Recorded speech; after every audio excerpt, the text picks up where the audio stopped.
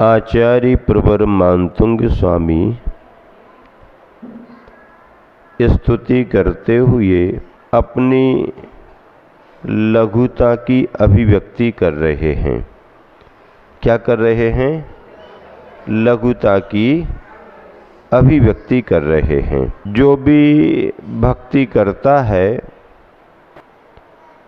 वह प्रभु की प्रभुता को पहचान करके अपने मन में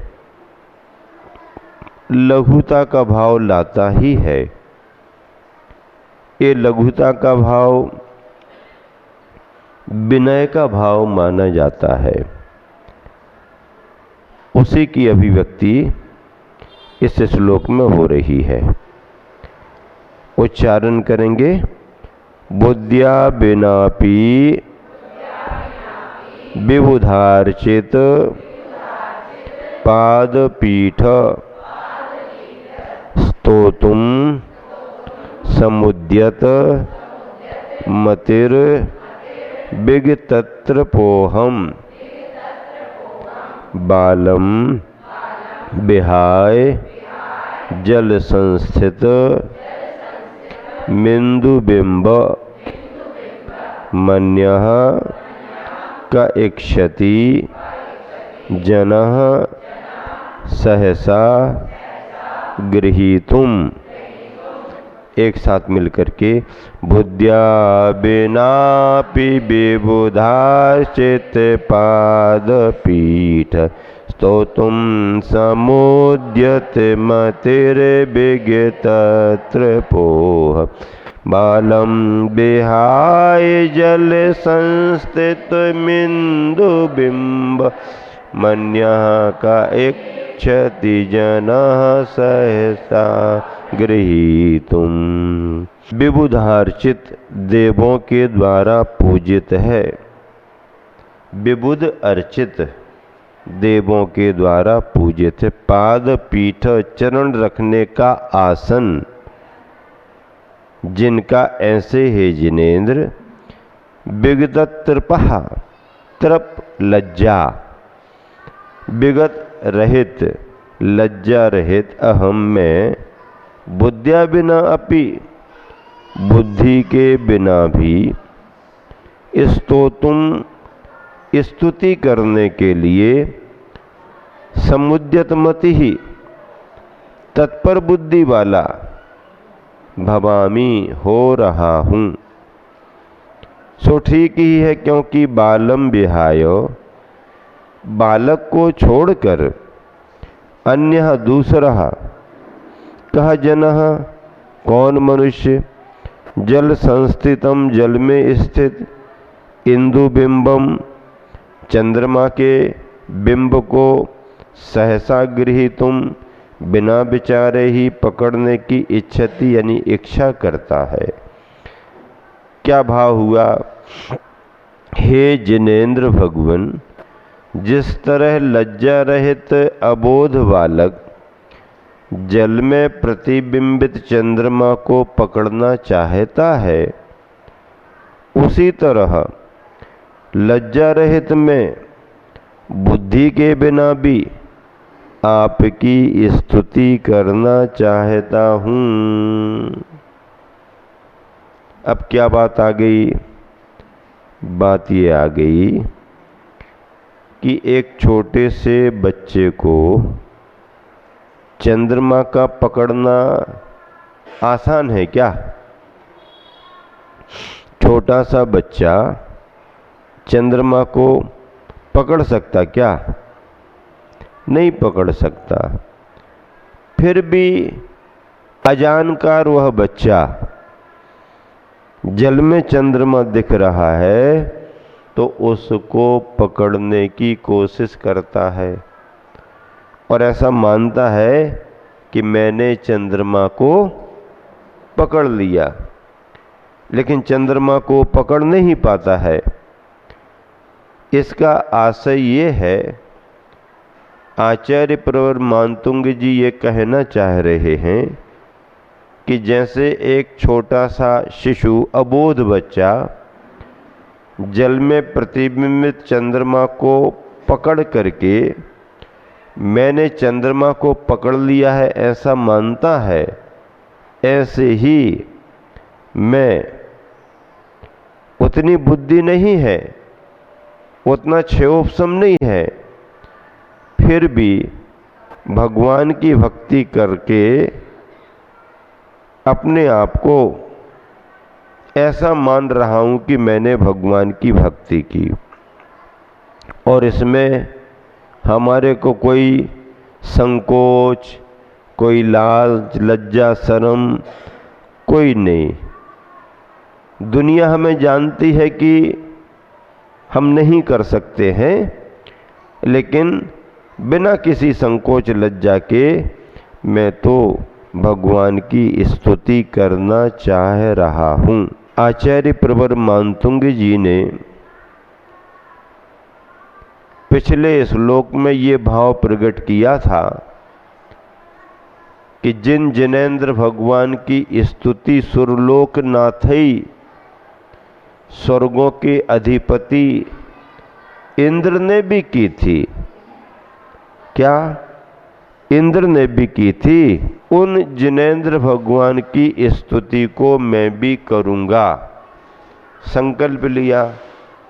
अब संकल्प लेने के साथ में ये भाव प्रकट कर रहे कि मैंने संकल्प तो ले लिया है, लेकिन ये काम करना मेरे बस का नहीं है। फिर भी दुनिया समझती है कि मैं नहीं कर पाऊंगा, पर मेरे को कोई संकोच नहीं, कोई लज्जा नहीं, मैं तो करूंगा ही करूंगा, स्तुति करना चाह रहा हूं। बहुत सारे कार्य ऐसे होते हैं, अगर कोई करना प्रारंभ करे तो लोग उसकी उस हिम्मत को देख करके हंसी भी उड़ाने लगते हैं। क्या? अरे तुम करोगे, बड़े बड़े तो कर नहीं पाए, अब देखो भैया ये चले करने के लिए। ऐसा होता कि नहीं होता? हाँ, मान लीजिए कोई बच्चा, मैं तो पढ़ाई करके ये बनूंगा। अब बच्चे हैं, बच्चे के मन में जो आ जाए, और बहुत ऊंची बात उसने बता दी, तो उसकी बात को सुन करके घर के लोग क्या सोचते हैं कि अभी समझता ही नहीं कुछ। ऐसा बनूंगा कह तो रहा है, लेकिन ऐसा बनना आसान नहीं है। इसके क्षयोपशम, इसकी क्षमता से मुझे लगता है ये नहीं बन पाएगा, लेकिन फिर भी कह रहा है। और वो भी अंदर से समझ रहा होगा कि मैं कह तो रहा हूं कि मैं ऐसा बनूंगा, लेकिन अंदर से वो भी समझ रहा कि बनना बहुत कठिन है, बन पाऊंगा कि नहीं बन पाऊंगा। पर फिर भी बिना संकोच के, बिना शर्म के, बिना लज्जा के वह अपने उत्साह को प्रकट करता है। भगवान की भक्ति ऐसे ही होती है। देखो, सामर्थ्यवान ही भक्ति करते हैं सो ऐसी बात नहीं है। कमजोर से कमजोर व्यक्ति भी भगवान की भक्ति कर लेते हैं। अपने मन में उत्साह होना चाहिए। क्या? अगर आपके मन में उत्साह है तो आप कुछ भी कर सकते हो, और उत्साह नहीं है तो सामर्थ्यवान होने पर भी आप नहीं कर पाएंगे। एक भजन सुनाते ना आप चौके में कभी कभी, ये भी नहीं है चौके में सामान, वो भी नहीं है चौके में सामान, ऐसा भी नहीं है सामान, वैसा भी नहीं है सामान। अब मान लो ये सामान है ही नहीं तो क्या बनन दो? हाँ, अब बाजे नहीं है तो थाली बजन दो। कोई विशेष सामान नहीं है तो सामान्य से सामान बनन दो, लेकिन चौका चौका लगने दो। उस भजन को सुन करके मुझको ये लगा कि भजन को लिखने वाले ने भी कितनी भावनाएं जोड़ी हैं कि अगर ऐसा भी नहीं है, अगर ऐसा भी नहीं है, अगर ऐसा भी नहीं है, अगर ऐसा भी नहीं है, तो उसके बावजूद भी कुछ ना कुछ वो अपना नाम बता करके यही चलन दो, यही बनने दो, लेकिन चौका तो लगन दो। अगर हमारे पास में उतनी क्षमता नहीं है, उतने सामर्थ्यवान हम नहीं हैं, उतने साधन नहीं जुटा सकते हैं, तो कोई बात नहीं, इसमें हीनता महसूस करना भी ठीक नहीं। अपना अपना भाग्य है। साधन मांगने से थोड़ी मिलते हैं, भाग्य से मिलते हैं। अगर मांगने से मिलते होते तो आप तो कभी के अपने घर में कल्प वृक्ष आ जाए, घर के बाड़े में पिछवाड़े में कल्प वृक्ष लग जाएं, उनसे ही पूर्ति करते हैं। कुछ भी मांग सकते आप तो, पर मांगने से नहीं मिलते। साधन तो किससे मिलते हैं? भाग्य से मिलते हैं, पुण्य से मिलते हैं। और पुण्य कैसे बढ़ता है? अगर आपने अपने पिछले भवों में कुछ किया होगा तो वह पुण्य आपका साथ देगा, और नहीं किया होगा तो आप कितनी भावना भाव, कितनी इच्छा करो, आपको उतने साधन नहीं मिलेंगे। साधन होने पर भी उसका उपयोग करने का भाव हो या ना हो, वो विषय अलग है। कई लोग साधन संपन्न भी होते हैं, लेकिन उनके भाव साधनों का उपयोग करने का नहीं होता है। कई लोग विपन्न होते हैं, उनके पास में उतनी व्यवस्था नहीं है, लेकिन कई बार उनके भाव बन, मैं भी करूं, मैं भी करूं। अगर इस बार भावना भाना भी शुरू की है तो उस भावना से, जबकि उसने केवल भावना भाई कुछ किया नहीं, अकेली भावना मात्र से पुण्य का संचय होना शुरू हो जाता है। अभी कुछ किया नहीं है, करने की अनुकूलता भी नहीं है, लेकिन उस भावना भाने मात्र से भी पुण्य का संचय शुरू हो जाता है और धीरे धीरे वही पुण्य उदय में आने लगता है। इसलिए साधन हो या ना हो, अपने मन का उत्साह बना करके रखना चाहिए। और हर अच्छे कार्य का, हर बड़े कार्य का, चाहे वह पूजा प्रभावना के अंग हो, चाहे किसी भी तरह के सामाजिक विशेष कार्य हो, सभी में सम्मिलित होने की भावना और उसका लाभ लेने की भावना होनी चाहिए। आचार्य प्रवर मानतुंग स्वामी भी, यद्यपि वो क्षमतावान थे, उनका क्षयोपशम बहुत था, लेकिन इतना क्षयोपशम होने के बाद भी, संस्कृत में इतनी अच्छी रचना करने के बाद भी, वो अपने आप को असमर्थ साबित क्यों कर रहे? मैं नहीं कर पाऊंगा, मुझसे संभव नहीं है, ऐसा क्यों कह रहे? क्योंकि ऐसा कहना एक तरह से विनय का भाव माना जाता है। सभी आचार्यों ने जितने ग्रंथ लिखे हैं, उपसंहार में अपनी लघुता की अभिव्यक्ति की है। आचार्य उमा स्वामी महाराज ने इतना बड़ा तत्वार सूत्र लिखा, लेकिन अंत में क्या कहते हैं कि अगर लिखते समय अक्षर मात्र पदस्वर हीनम व्यंजन संधि विवर्जित रेफम ऐसा कुछ हुआ हो, व्याकरण की दृष्टि से, सिद्धांत की दृष्टि से, व्याख्याओं में, सूत्रों में कहीं कोई कमी रह गई हो, तो क्या जिनवानी मेरे को क्षमा करे। जिनवानी माँ क्षमा करे।